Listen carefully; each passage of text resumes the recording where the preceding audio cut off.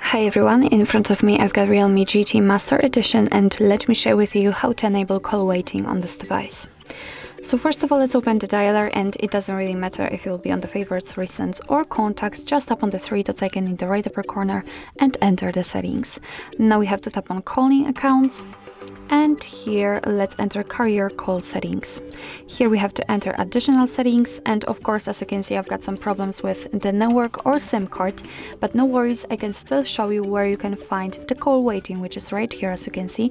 And all you have to do in order to activate that is to simply tap on this switcher, and since this the circle will be on the right side, it means that it is activated, so your device will be allowed to notify you about any other incoming call if you will be currently during a call.